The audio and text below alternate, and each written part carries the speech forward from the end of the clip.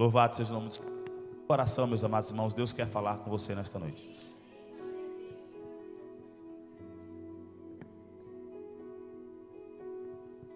Glória a Deus. A paz do Senhor, meus irmãos.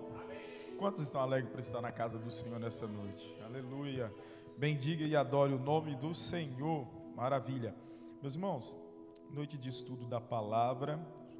Confesso que estou nervoso. Primeira vez trazendo o estudo bíblico aqui na terça-feira. Abra sua Bíblia em Mateus, capítulo 7. Mateus, capítulo 7. Eu quero louvar e exaltar o nome do Senhor por essa oportunidade, que eu sei que é Ele que nos concede.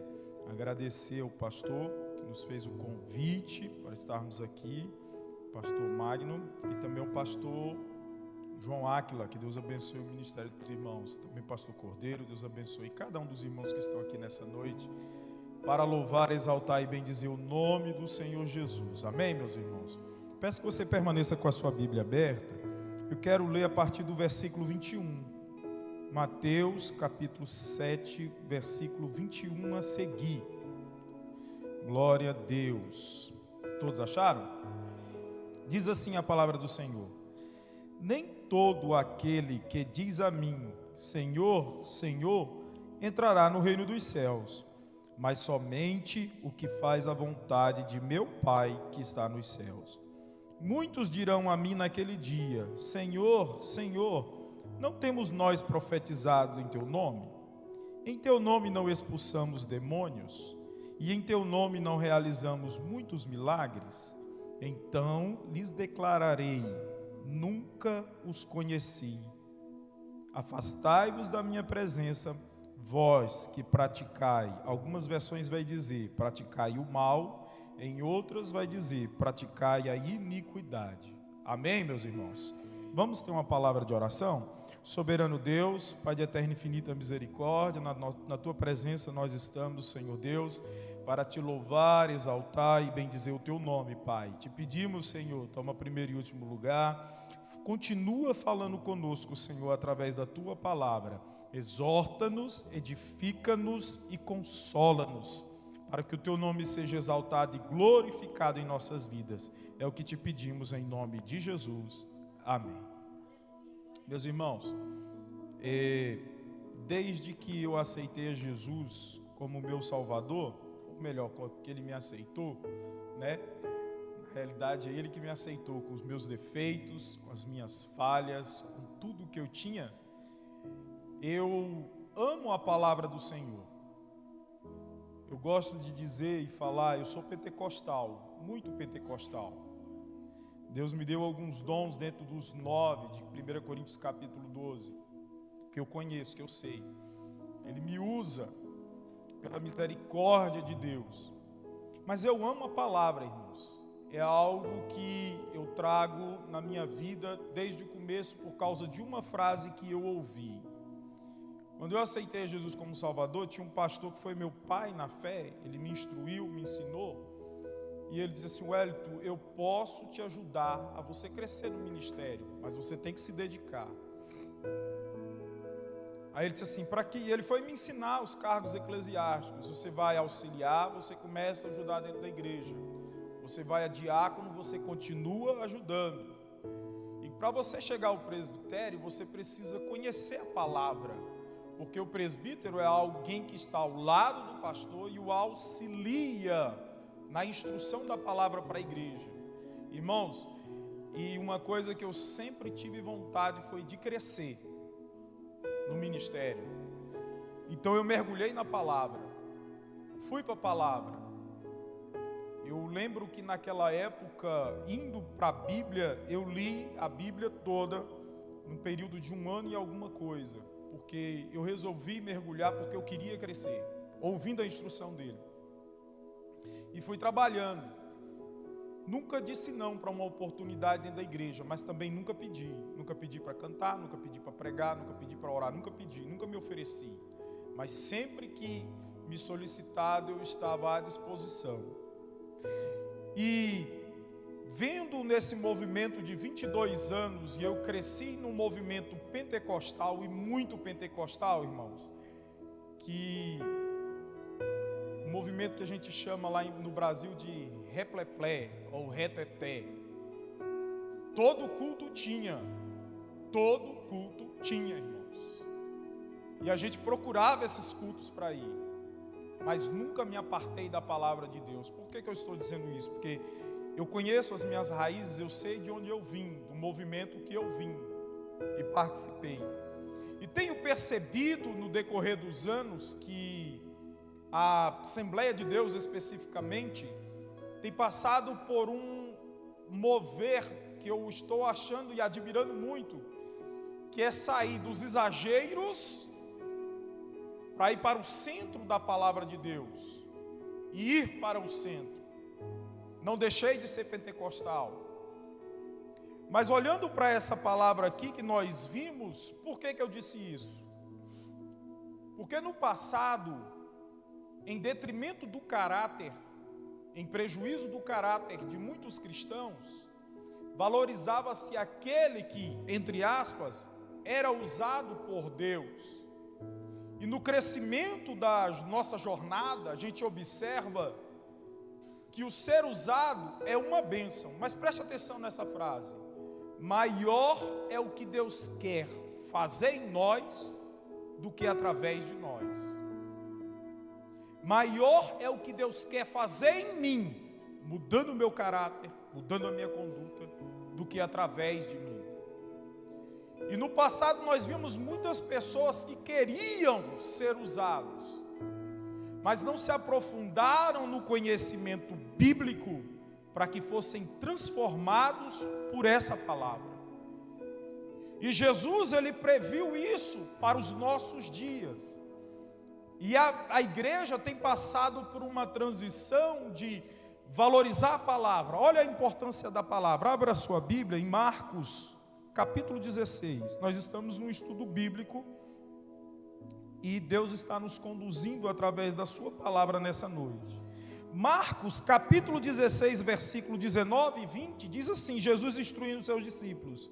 Depois de lhes ter orientado, e aqui ele fala da grande comissão, ele vai dizer: o Senhor Jesus foi elevado aos céus e assentou-se à direita de Deus. Amém, irmãos?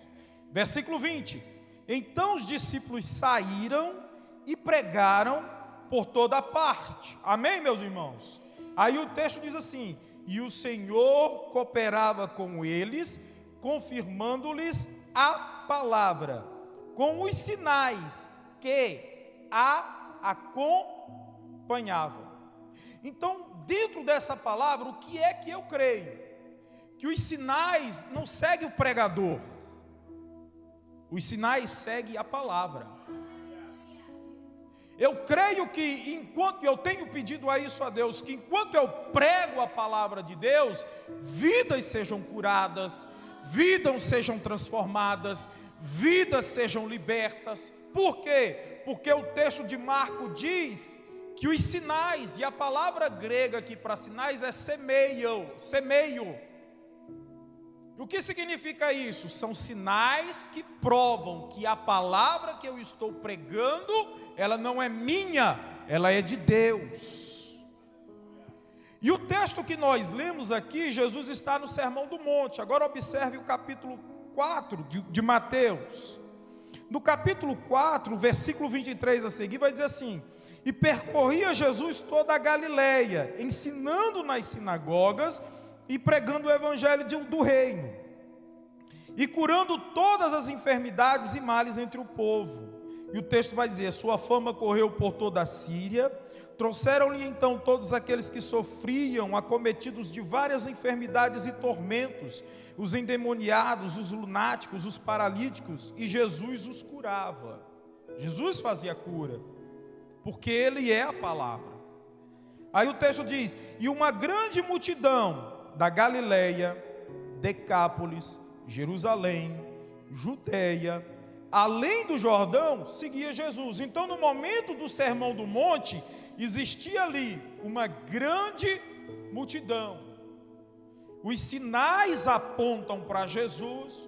O povo vai atrás de Jesus por causa dos sinais, e os sinais têm que acontecer: batismo com o Espírito Santo, cura, libertação.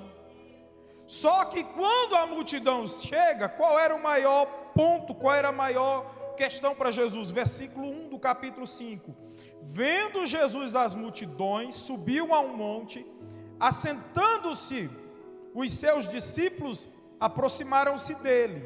Jesus abriu a boca e os ensinava. Então Jesus não só pregava e fazia maravilhas, não, ele ensinava. Ele ensinava a igreja. E dentro da igreja, a Bíblia vai nos ensinar em Efésios capítulo 4, versículo 5, e até isso tinha no tabernáculo, que eram 5 colunas que sustentavam o tabernáculo de pé, e são 5 ministérios que sustentam a igreja. Efésios capítulo 4, versículo 5 tem o quê? Que Deus chamou uns para pastores, doutores, evangelistas, mestres e apóstolos. São os 5 ministérios que sustentam a igreja de pé. E nesse ministério, já observando 3 meses, tem os 5. Aqui nessa igreja já vi profeta, tem pastores, tem mestres que ensinam a palavra, que profetizam para o povo. O segredo de um grande ministério avançar e eu aprendi isso no seminário que eu estava assistindo, não falo melhor, foi o pai do pastor João Áquila que ensinou. Um ministério não tem que intervir no ministério do outro, porque o ministério do profeta, ele fala e Deus usa, e é diferente do que ensina. O ministério do apóstolo, e nós vimos aqui o apóstolo, que é o nosso pastor presidente, é aquele que é enviado por Deus para abrir, porque se você observar na Bíblia, ele pode não ter a nomenclatura, mas ele tem a função. O apóstolo, ele ia, abria a igreja e determinava o pastor. O evangelista ganha as almas para ir para dentro da igreja para o pastor cuidar, ensinar. E Jesus, ele era um ensinador. Além de pastor, de profeta, de mestre, ele tinha os 5 ministérios reunidos nele. E aqui ele chama os discípulos e senta para ensinar. E aí nós vamos ver um rápido panorama do Sermão do Monte, que é aquilo que os teólogos chamam de a constituição do reino de Deus. No capítulo 5 ele começa com as bem-aventuranças. Eu creio que todo cristão, como sabe os 10 mandamentos de Êxodo capítulo 20, ele deve e tem que conhecer as bem-aventuranças. Bem-aventurado os pobres de espírito, bem-aventurado os mansos, bem-aventurado os que têm fome e sede de justiça, e por aí vai. Você tem que conhecer, é necessário.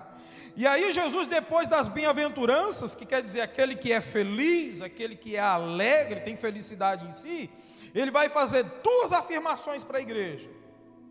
Vós sois, ele não está dizendo que seremos, ou que éramos, ele está dizendo que somos sal da terra e luz do mundo. Sal da terra por quê? Porque nós temos que dar sabor, tempero, nem de mais, nem de menos. Luz do mundo, porque onde nós entrarmos, as trevas devem ser dissipadas. Aí, Jesus vai fazer uma afirmação no capítulo 5, versículo 20. Nós vamos entrar no texto, irmãos. Versículo 20, ele vai dizer: porque vos digo que se a vossa justiça não exceder a dos escribas e fariseus, de modo nenhum entrarei no reino dos céus. Jesus está dizendo para a igreja dele, para aqueles que estão ouvindo: se a justiça de vocês não exceder, o que é exceder, pastor? Não sobrepujar, não for a mais dos que dos fariseus e dos escribas, vocês não vão entrar no reino dos céus. Pastor, o que é essa palavra justiça? São as nossas obras aqui na terra, porque olha o que Jesus disse quando termina de dizer que nós somos sal da terra e luz do mundo. Assim ele diz: deixai a vossa luz resplandecer diante dos homens, para que vejam as vossas boas obras e glorifiquem o vosso Pai que está nos céus. Então, o que são nossos atos de justiça aqui que Jesus está falando? São as obras que os cristãos fazem por onde ele passa. Aí depois de Jesus dizer assim: se a vossa justiça não exceder, não for maior, não superar a dos escribas e dos fariseus, de maneira nenhuma vocês vão entrar no reino dos céus. Aí Jesus ele vai dizer algumas afirmações. Olha a primeira no versículo 21. Ouviste que foi dito aos antigos: não matarás.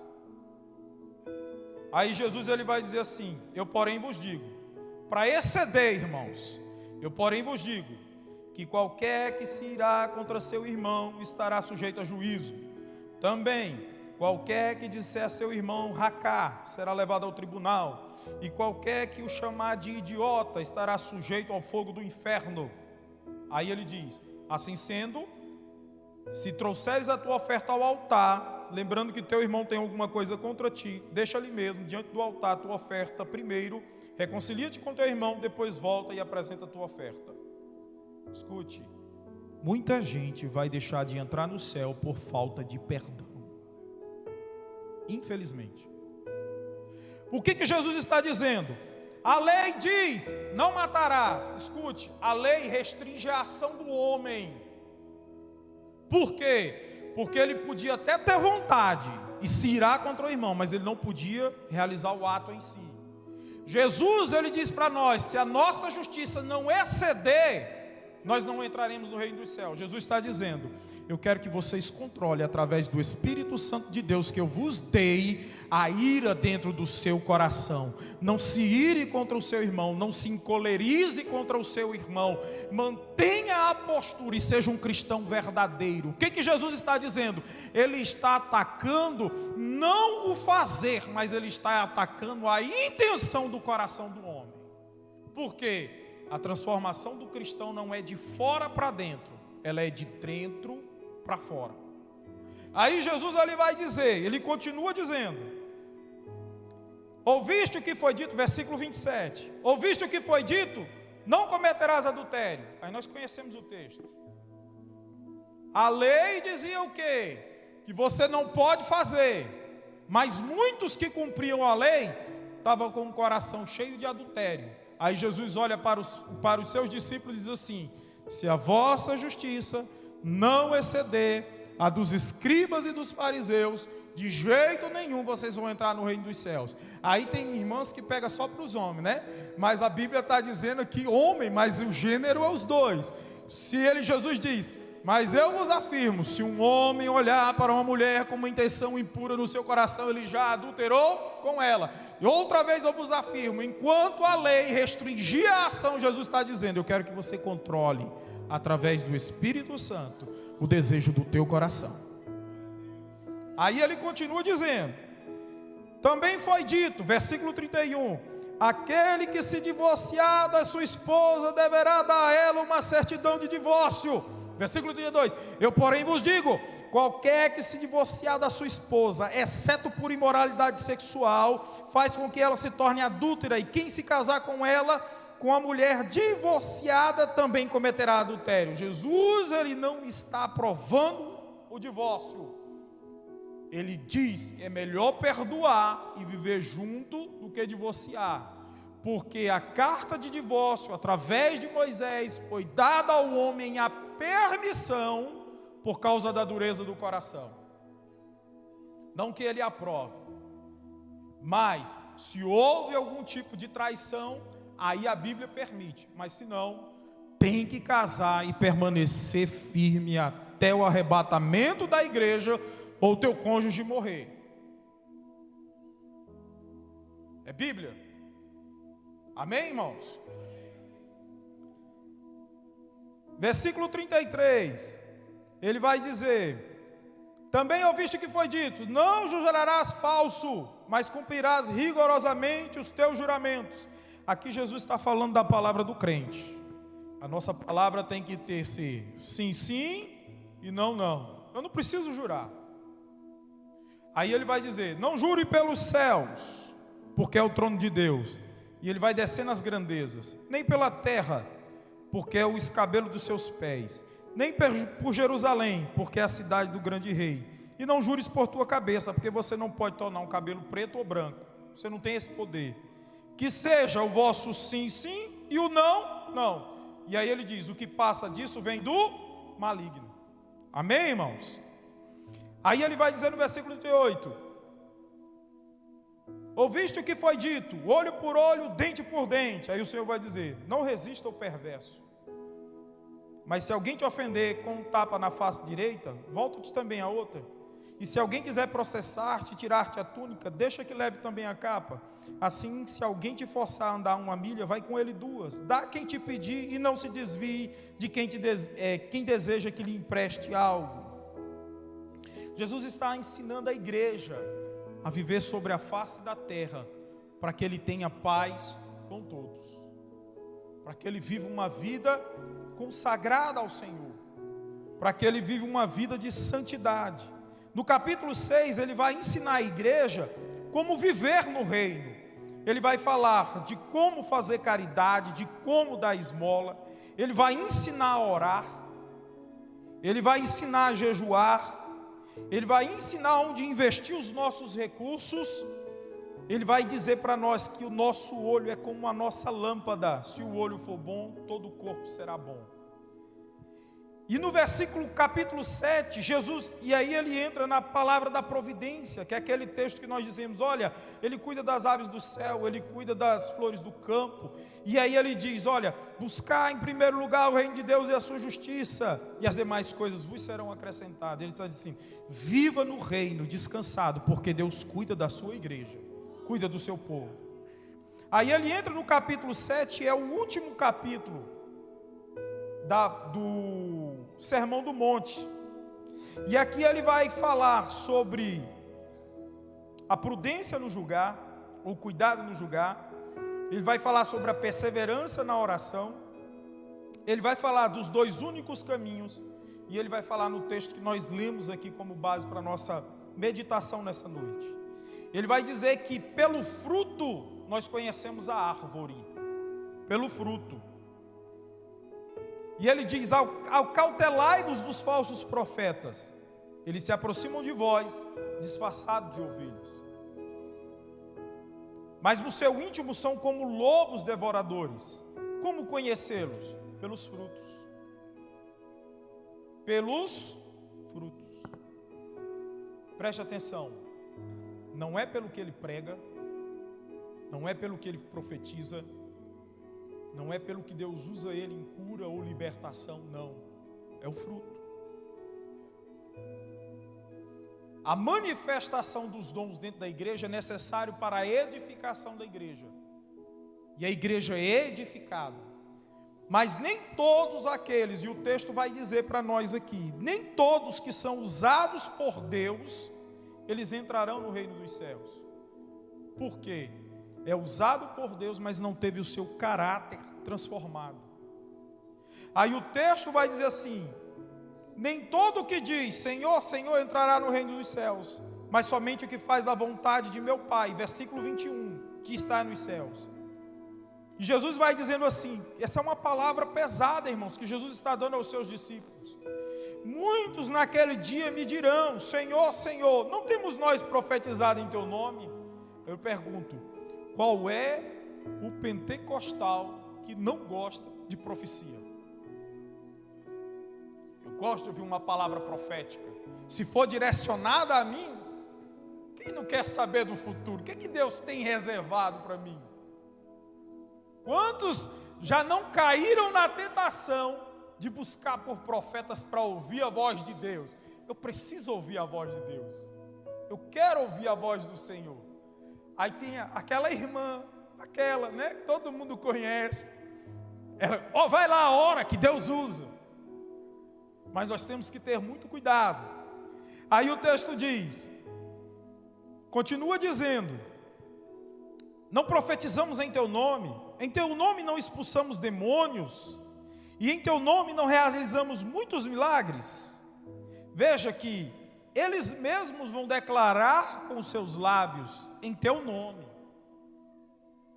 porque não é no nome dele, é no nome de Jesus. Escute, quantas mulheres Salomão tinha à sua disposição?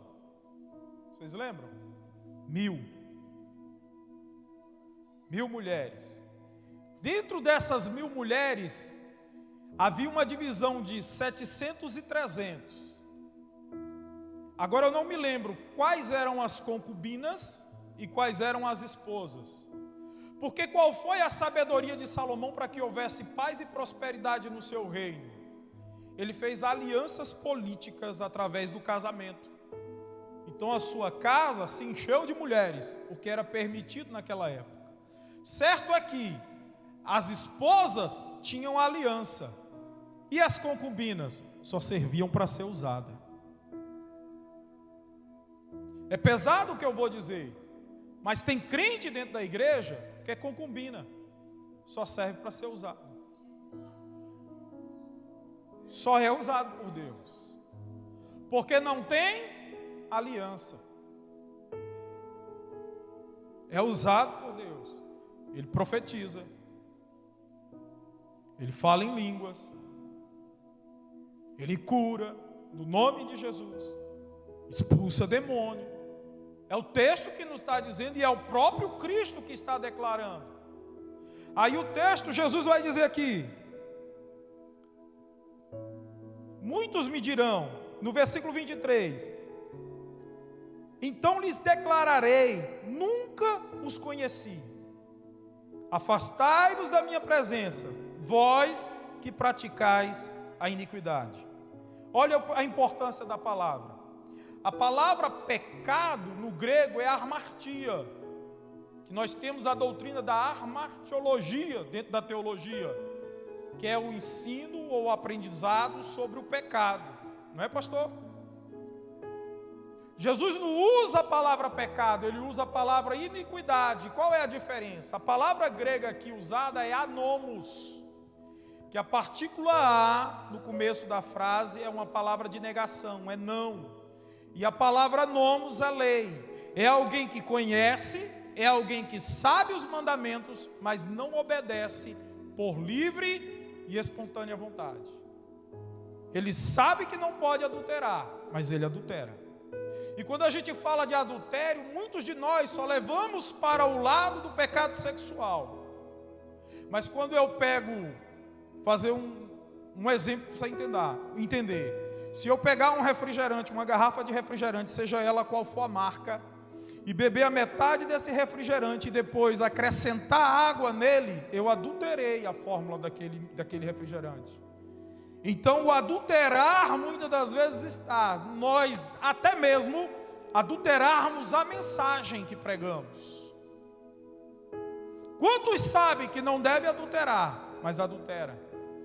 Quantos sabem que não pode odiar o irmão, mas dá tapinha nos ombros e por dentro está cheio de rancor e de ira? Quantos sabem que tem que perdoar e não perdoa? Ele sabe que precisa, mas ele não faz. Então a palavra iniquidade, ela é mais profunda do que pecado. E um pastor professor de grego, ele me disse que existem 7 palavras no grego para pecado dentro da Bíblia. 7.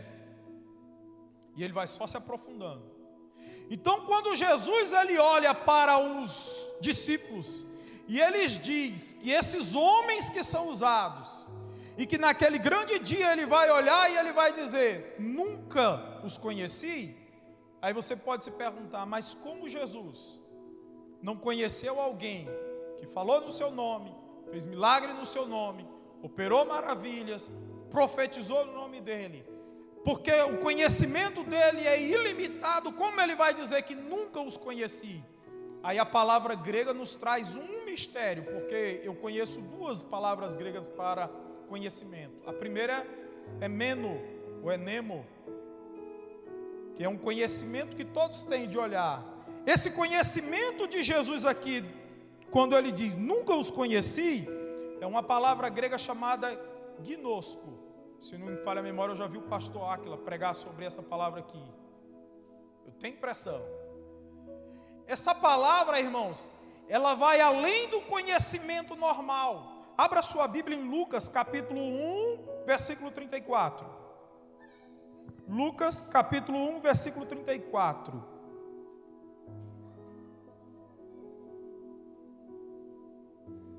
Todos acharam? Olha o que o texto de Lucas 1,34 diz assim: Então perguntou Maria ao anjo: como acontecerá isso? Pois jamais conheci varão algum. A palavra gnosko no grego, ela é uma palavra, ela é uma expressão idiomática grega que os judeus usavam para a relação íntima entre um homem e uma mulher. Escute, vou repetir para você entender. Quando Jesus Cristo disse para aqueles homens: nunca vos conheci, ele está dizendo: eu nunca tive intimidade com vocês. Eu nunca tive um relacionamento profundo e verdadeiro com vocês. Porque preste atenção, todo relacionamento entre um homem e uma mulher, ele é progressivo e constante. Jesus está dizendo, é por isso até que quando a gente aconselha casal de namorados dentro da igreja, a gente diz para eles: cuidado, porque toda intimidade entre um homem e uma mulher, ela nunca regride, ela só avança. Começa pegando na mão, e daí por diante. Eu tenho 20 anos de casado, e eu tenho mais intimidade com a minha esposa hoje do que o que eu tinha há 22 anos atrás. É assim ou não é? Então, muitas das vezes, ela olha para mim e eu já sei. Mais tarde ela vai me chamar a atenção. Porque você vai o quê?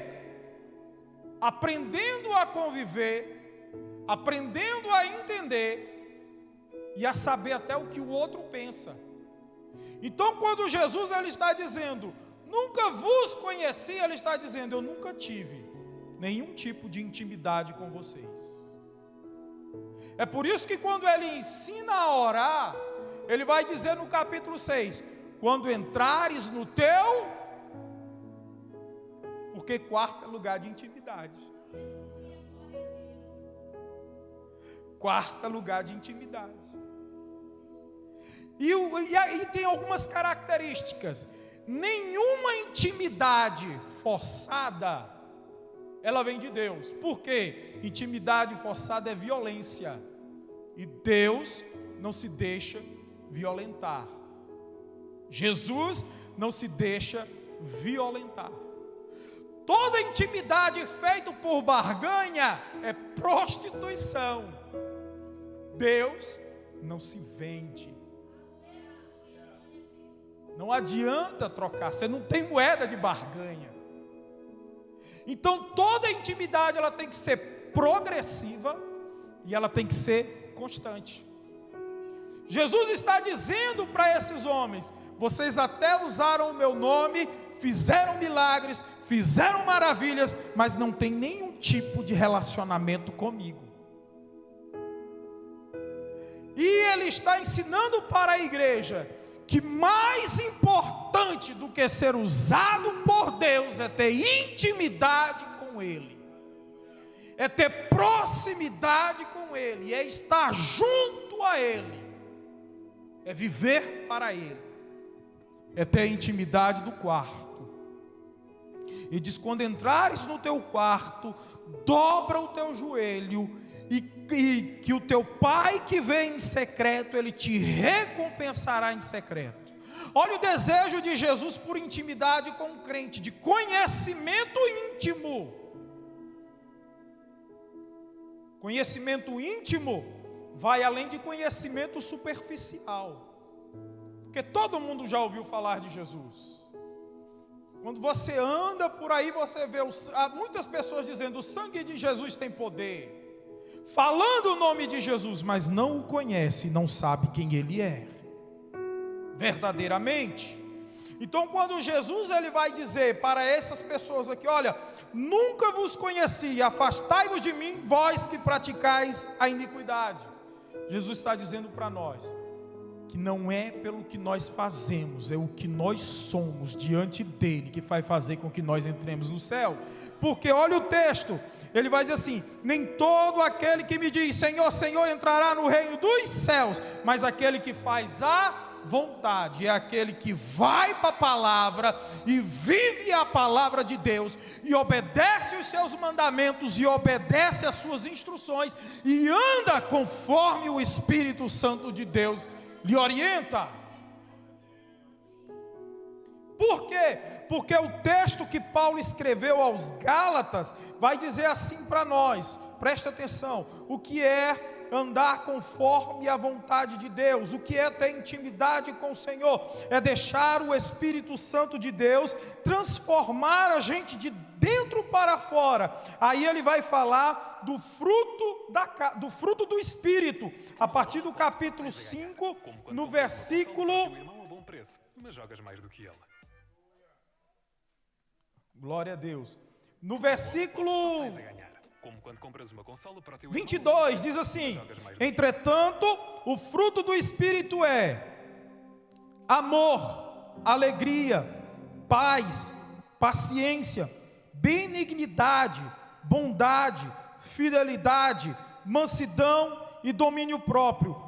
Contra essas virtudes não há lei. Por quê? Porque os que pertencem a Cristo Jesus crucificaram a carne com as suas paixões e os seus desejos.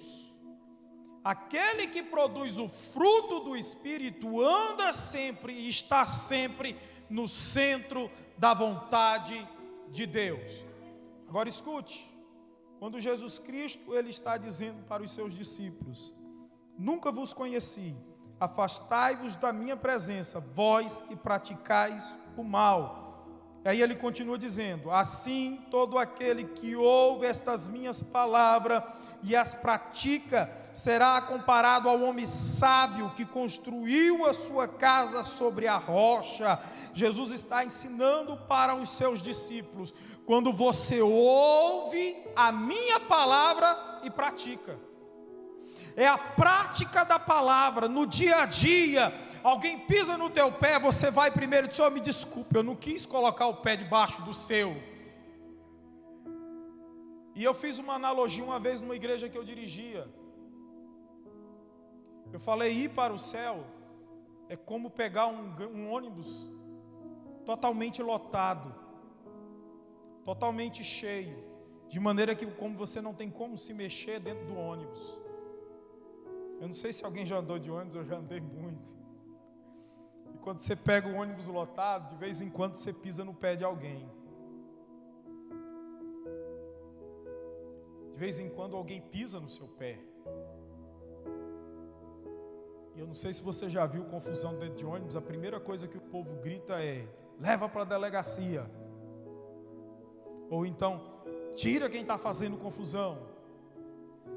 E se você está indo, no meu caso a gente saía do Conjunto Ceará, ia para o centro da cidade em Fortaleza. Se você está indo nesse percurso e você tem 1 hora para entrar no colégio, se o ônibus parar fora do percurso, vai atrasar a sua caminhada, vai atrasar o seu percurso, o seu horário de entrar no trabalho ou no colégio. Então, quando nessa caminhada, se alguém pisa no teu pé, perdoa. É mais fácil perdoar do que parar o ônibus e levar para a delegacia. Porque nessas condições, quantos não estão ficando no meio do caminho? E é assim, às vezes alguém pisa no pé de um, pisa no pé de outro, vai perdoando, vai exercitando a paciência, vai exercitando o amor, vai exercitando a longanimidade, vai exercitando a benignidade, vai exercitando o domínio próprio. É interessante que no fruto da carne, na obra da carne, uma vez eu estava estudando, e alguém sempre olhava para mim e disse assim: tu come demais, é pecado, glutonaria. E tem glutonaria. Aí eu fui estudar, eu fui olhar a palavra. Você acredita que aquela palavra ela é mais profunda do que ser exagerado na comida? Aqui a realidade, aquela palavra diz: evite todo tipo de exagero. Todo e qualquer tipo de exagero na sua vida. evite, porque isso é obra da carne. Não seja exagerado demais, seja temperado. Mansidão, você já ouviu alguém orando, pedindo: Deus, me dá mansidão? E das bem-aventuranças vai dizer: bem-aventurados os mansos, porque eles herdarão a terra. E é interessante que às vezes as pessoas confundem mansidão, confundem, e diz assim: você não tem coragem. Não é que a pessoa não tem coragem, é porque ela prefere viver em paz a ter que levantar um acampamento de guerra. Isso é cultuar ao Senhor. E como é que nós adquirimos intimidade com Deus? Como é que nós adquirimos proximidade com Deus? É através da oração. Primeiro instrumento, oração. Como é que eu posso ser íntimo de alguém a quem eu não conheço? Agora imagine alguém com quem você passa todo dia por ele no caminho e você cumprimenta: bom dia, boa tarde, boa noite. Você conhece essa pessoa? Não. Agora imagine hoje, com a tecnologia do WhatsApp, se você puder conversar com uma pessoa todos os dias que está no Japão, e você possa tirar horas e horas de conversa com essa pessoa. Daqui a pouco você sabe dos problemas dela, você sabe das dificuldades dela, e você começa a conhecer. Então, para conhecer a Deus, não é por causa da distância, porque o que nos aproxima de Deus são os nossos joelhos.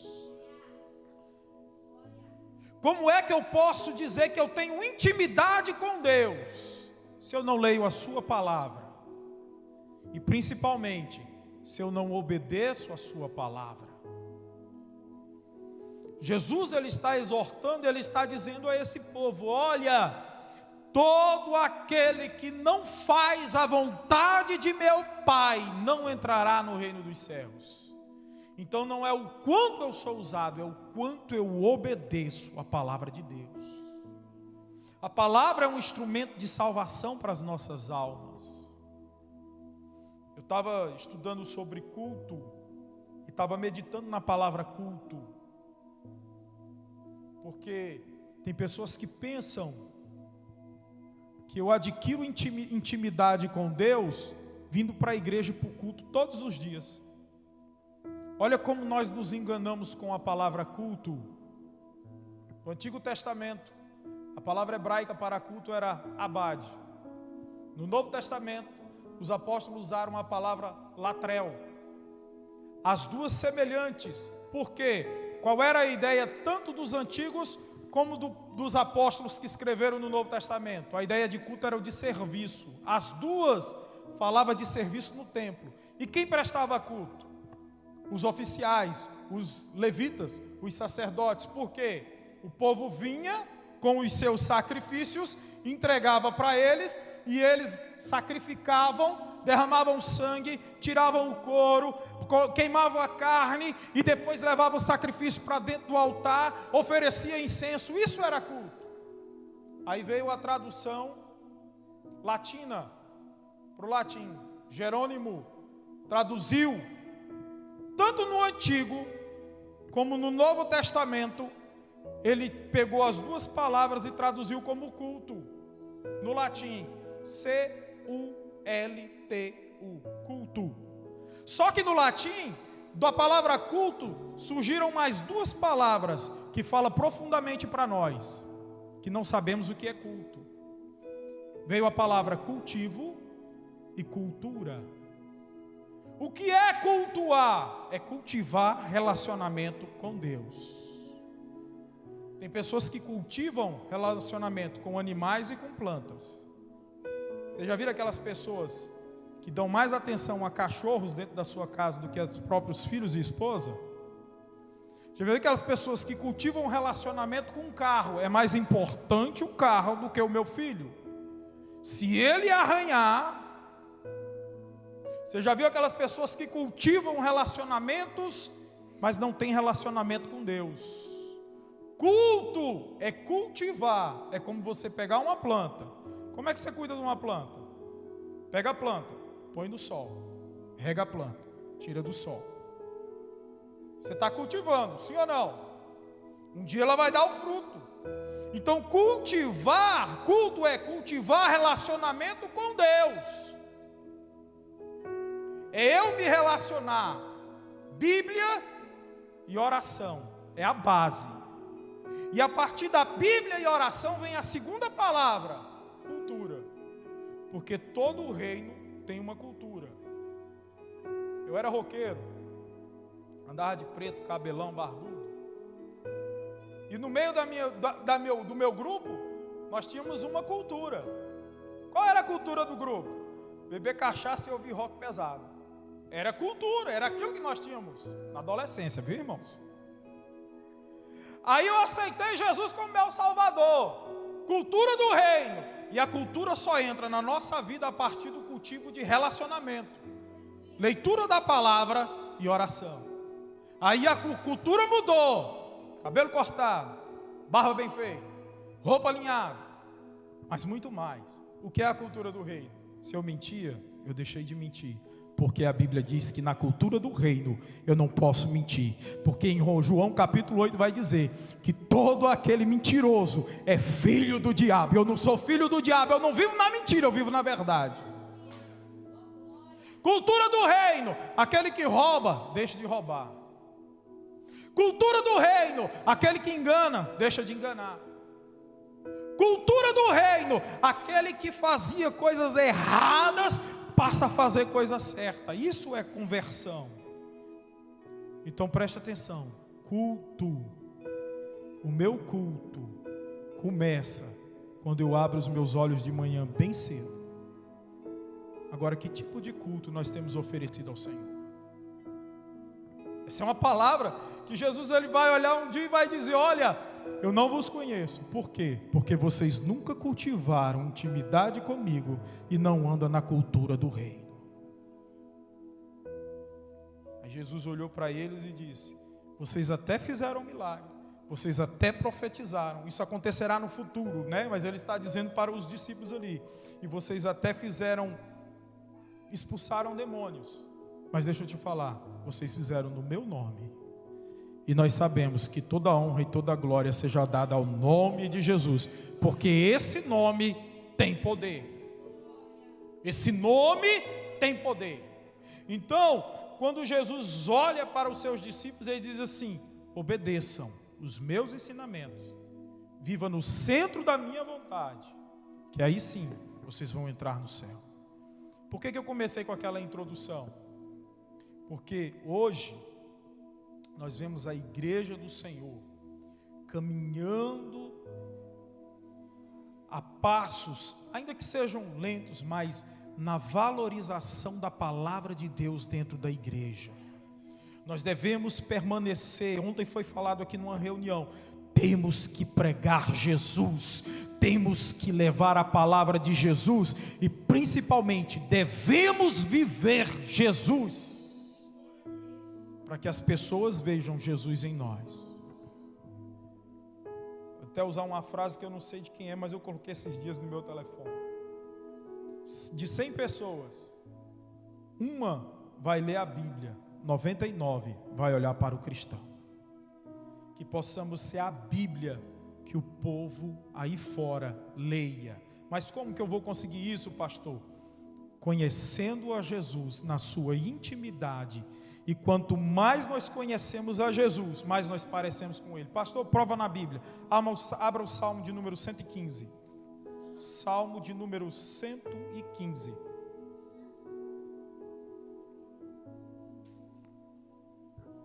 Olha o que o Salmo de número 115, versículo 8 nos revela. Deixa eu ler do versículo 2 a seguir, que aí você vai entender. Diz assim: por que questionam as nações? Onde está o seu Deus? Nosso Deus está nos céus. Tudo o que deseja, Ele tem o poder de realizar. Os ídolos dele, os ídolos do mundo, são prata e ouro, obra de mãos humanas. Tem boca, mas não são capazes de falar.